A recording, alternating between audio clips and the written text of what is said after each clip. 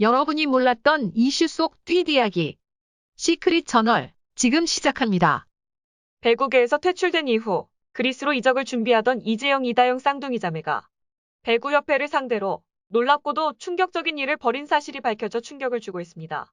이미 그리스로 떠나버린 쌍둥이지만 자기들 살겠다며 벌인 짓들이 정말이지 충격적인데요. 대체 무슨 일인지 지금부터 함께 알아보시죠. 과거 괴롭힘 논란으로 국내 배구 코트를 떠났지만 결국 자신들의 잘못은 인정하지 않고 그리스 여자 배구팀 PAOK 테살로니키로의 이적을 성공리에 마친 쌍둥이 자매 이재영, 이다영이 국회 국정감사에서도 언급됐습니다. 더욱이 충격적인 건 자신들의 ITC 발급을 거부하며 해외 이적을 막았던 배구협회를 상대로 소송을 준비했던 사실까지 밝혀진 건데요. 지난 1일 열린 문화체육관광부 국정감사에서 문화체육관광위원장 이채익 의원이 배구협회로부터 제출받은 자료에 따르면 이재영, 이다영 자매의 법률 대리인이었던 법무법인 세종은 지난 8일 배구협회에 국제이적 동의서 발급 거부와 관련돼 공문을 보내 질의했습니다. 당시 그리스 PAOK가 대한배구협회를 상대로 쌍둥이 자매에 대한 ITC 발급을 요구했지만 협회가 관련 규정을 내세워 이를 거부했습니다. 일부 언론에서는 두 선수의 그리스 이적이 좌절됐다는 보도까지 나왔죠. 세종은 당시 공문에서 대한배구협회가 두 선수를 국가대표 선발에서 무기한 제외했고 ITC 발급 요청에도 응하지 않고 있다. 협회의 이적 동의서 발급 거부는 두 선수의 과거 괴롭힘 논란에 따른 것이나 십수년 전에 확인되지도 않은 일을 이유로 과도하게 불이익을 준 것은 매우 부당하다. 두 선수는 부당성을 밝히기 위해 법적 조치를 하는 것을 심각하게 고려하고 있다. 고 밝혔습니다. 한마디로 쌍둥이 자매가 ITC 발급을 거부하던 협회를 상대로 소송을 불사하겠다는 뜻을 내비친 것입니다. 이에 배구협회는 다음 날 공문을 통해 관련 규정에 따라 국가대표 선발에서 제외했다. 두 선수가 과거 괴롭힘 논란 중에 스스로 시인해 소명이 불필요한 상황이라 관련 규정에 의거해 해외 이적에 동의할 수 없다. 고 밝혔습니다. 또 대한배구협회는 향후 두 선수가 국내 복귀를 추진할 경우 어떤 입장이냐는 이 위원장실에 질의해 프로 선수나 실업팀 선수로 복귀하려 할 경우 규정상 막을 수는 없으나 과거 괴롭힘 논란에 대한 국민들의 거센 비난에 제대로 된 사과 없이 떠났기 때문에 관련 팀들이 부담을 느껴 현실적으로 복귀가 불가능할 것. 이라고 답했습니다. 배구협회의 강경한 입장을 믿고 있었던 배구 팬들은 그리스 이적에 너무나도 뻔뻔하게 성공한 쌍둥이 자매에 대해 놀라움과 충격, 배신감을 금치 못했는데요. 결국 사과 없이 한국 떠나네. 국적 포기하고 그리스에서 살아라. 칼쌍둥이 국내 복귀 절대 반대합니다. 칼쌍둥이가 국내에서 배구하는 건 앞으로 볼 일 없을 듯. 이런 식으로 도피한다고 죄가 없어지나. 이제 정말 돌아올 생각은 하지 마라.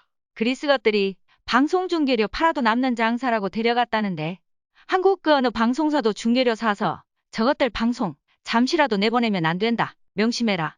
학대 논란 반성하고 사과하는 척하다. 오히려 피해자를 고소한 쌍둥이들. 국내 프로팀 복귀하면 그 프로팀 불매운동 간다. 이미 지나간 일이라고. 그럼 정확하게 말해주지. 너희들은 이미 사과할 시간도 반성할 시간도 영영 지나버렸다. 사과하고 자숙하고 복귀하면 해결될 일을 이해할 수 없는 행보. 한국에서 절대 마주치지 말자. 평생. 시간 지나면 잊혀질 거라고. 아니, 니들 돌아오는 순간 우리가 또 들고 일어날 거다 이것들아. 등 비난 섞인 반응을 보였습니다. 이런 비난이 끓고 있는 가운데 이 의원은 누구나 살면서 실수를 할 수 있지만 진정성 있는 반성과 그에 따른 사과 여부가 중요한 것. 쌍둥이 자매의 그리스 이적 강행은 과거 괴롭힘 논란에 대한 국민적 분노를 무시한 처사.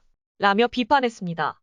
이런 와중에 미국 유력 매체 CNN도 쌍둥이 자매의 그리스행 소식을 비중 있게 보도했는데요. CNN은 이재영과 이다영은 과거 괴롭힘 논란으로 대표팀과 소속 구단에서 쫓겨난 지 몇 달 만에 그리스 PAOK 테살로니키로 이적한다. 라고 전하며 PAOK 구단은 쌍둥이 이적에 대한 CNN의 논평 요청에 응답하지 않았다고 밝혔는데요. 다만 이다영, 이재영의 터키 에이전시 CAA인 스포츠는 역사적인 이적이다. 한국 여자 선수 최초로 그리스 A1에서 뛰게 됐다.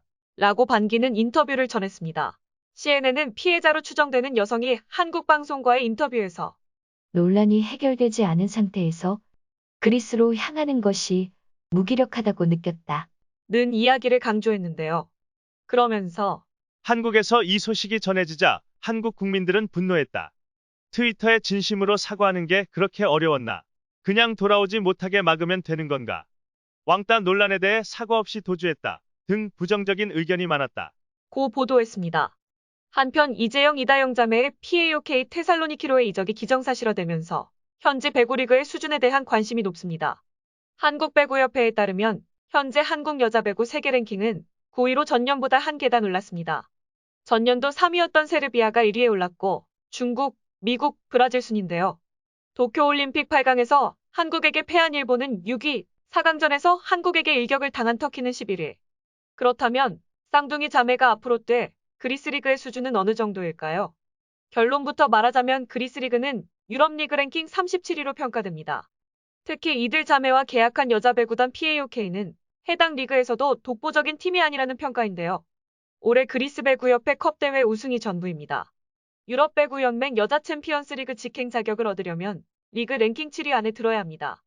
8에서 14위는 세계 리그에만 본선 시드 한 장이 주어지고 15에서 25위 리그는 예선에만 1팀씩 참가할 수 있습니다. 26에서 56위는 2020-21 시즌 기준 유럽 배구 연맹 여자 리그 랭킹 포인트가 0. 따라서 37위인 그리스 리그의 실력 수준을 따지는 것이 무의미하다고 볼 수 있죠. 그렇게 뒤도 안 돌아보고 도망치듯 떠나더니 연봉 깎여 비난 쏟아져 아주 비참한 꼴이 되어버렸는데요. 둘이 합쳐 10억을 받던 국내 최고 수준 연봉을 잊을 수 있을지, 또 외국인 출전 제한 규정이 있는 그리스 리그에서 확고한 주전 자리를 보장받을 수도 없는데 그리스에서의 선수 생활이 결코 쉽지만은 않을 거라 예상됩니다. 이번 쌍둥이 사건을 마주하면서 우리가 꼭 기억해야 할 점은 인성이 나쁘면 훌륭한 사람이 되지 못한다는 것. 분명 두 선수에게는 용서를 구할 수 있는 충분한 시간이 있었음에도 불구하고 그러지 않았고 또 그러지 못했습니다. 잘못을 알아차린 그때 바로 고개 숙여 사과하고 용서받아야 한다는 것을 어린 시절부터 듣고 자라지 못한 쌍둥이에게 제 아무리 하늘이 주신 뛰어난 능력이 있다 한들 무슨 소용이 있겠습니까? 실력도 중요하지만 인성은 그보다 먼저인 것임을 꼭 잊지 않았으면 좋겠습니다. 어쨌든 쌍둥이 자매는 한국에서 받던 연봉의 10% 수준의 연봉을 받는 대신 해외에서 선수 생활을 이어가는 것을 택했습니다. 20대 중반의 젊은 나이에 선수 경력이 단절되는 것은 억울할 수도 있겠지만 과연 그 선택을 존중할 수 있을까 하는 데에는 의문점이 남을 수밖에 없습니다. 이들 쌍둥이 자매는 학댕 가해자라는 낙인과 함께 이제 그들의 커리어의 시작을 알린 한국 V리그와는 영영 작별하는 것일까요? 안 그래도 학댕 가해자로 지목을 받고 피해자들의 증언이 속속 등장하면서 사면 초과에 몰렸고 사과문을 게재한 뒤 소속팀 흥국생명의 무기한 출장 정지 징계를 받은 뒤 대한배구협회에서도 국가대표 자격 영구박탈 처분을 받으면서 한국에서의 선수 생활 기회를 더 얻을 수 있을지 회의적인 시각이 지배적이었습니다. 그만큼 쌍둥이 자매들을 향한 팬심의 분노가 매우 거셌던 것입니다. 논란이 해결되지 않은 상태에서 그리스로 향하는 것이 무기력하다고 느꼈다는 피해자 여성의 한마디. 정작 남겨진 건 피해자들의 무기력한 울부짖음뿐인가요? 그렇게 떠나버리면 그만인가요? 반성하지 않고 사과하지 않고 도망간 쌍둥이 자매를 우리는 두고두고 있지 않을 겁니다. 우리는 쌍둥이 자매가 어린 시절 피해자들에게 했던 그 참혹한 행동의 대가를 두고두고 기억할 겁니다. 이상 시크릿 저널이었습니다.